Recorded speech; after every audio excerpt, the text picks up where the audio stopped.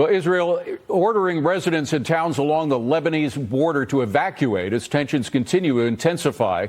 Former Israeli ambassador to the United States, Michael Oren, joins me now. Ambassador, great to see you. Our best wishes go out to you in Israel and all of those who are under the gun right now. You were a dual U.S.-Israeli citizen. You had to give that up in order to become ambassador. But since you were one, you must have special feelings for what happened, not only to the families of those dual citizens who were killed in Israel on October 7th, but those who are still being held hostage. Would you talk about that for a moment? Well, good to be with you, David, during these hard times, and thank you for your support. Of course, I may not give just a piece of paper called a passport doesn't make me really any less American. You can hear from my accent. I've heard about American citizens who were just visiting relatives in Israel. They actually weren't dual citizens. They were just citizens of the United States. Some of them were on what we call a year program, studying at universities.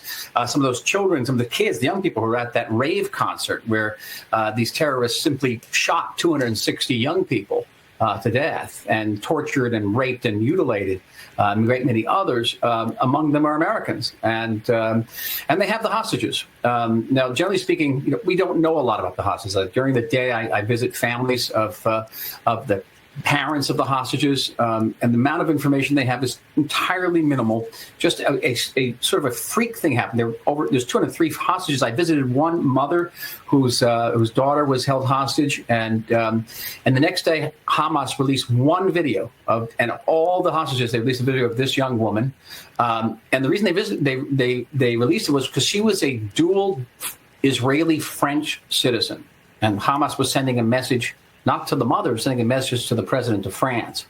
So I think Hamas is aware of the various nationalities. And by the way, there's a whole spectrum of nationalities there of the hostages, and we'll use it. We use it as a tool. Hamas uses its civilian population, Palestinian population, as a human shield. Right. The hostages are the next shield, and they're even a better shield than the Palestinian civilians. Yeah, and by the way, the video is another form of terrorism. I mean, let's face it, they're trying not only to terrorize the people that they're holding, but their families and the whole nation of Israel going into this. I just want to ask quickly, what do you think of the propaganda in the United States now, the pro-Hamas propaganda on our college campuses, even from members of the U.S. Congress? It is staggering. It is stunning. It is horrific. Particularly looking at the New York Times, which during that, the hospital bombing this week, today, after Israel adduced all this evidence that it was a Palestinian rocket that hit the hospital, by the way, that they have recordings of Hamas commanders talking about it. And then the United States, the Pentagon, the State Department, the CIA came up with its own list of evidence. At the end of that, the New York Times is still saying, Hamas says. Hamas doesn't give any evidence. It just says. So it's the word of a terrorist organization, the word of ISIS, the word of Hezbollah, of Al-Qaeda against the United States and Israel. Right. That's extraordinary. And here's the last thing, David. They put up a photograph, New York Times, of a bombed out building. And looking at the article, you think this bombed out building is the hospital. But no, it's a different building from a different area.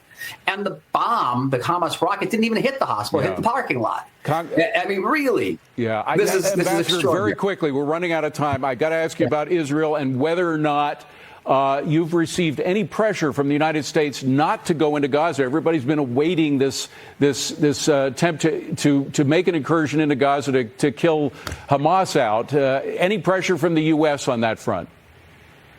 No, not that I've seen at all. What we have had pressure on, not about the invasion. It's about, the United States expects us to hold down, civilian casualties to the greatest degree. Right. It expects us to open up a humanitarian corridor, that kind of thing. And they want to know about the day after. What happens the day after we get rid of Hamas? Right. But no pressure not to invade. Ambassador Michael Oren, I'm so sorry. We got to leave it at that. But thank you so much. Our hearts are with you. Stay strong. We'll have more Cavuto Coast to Coast right after this.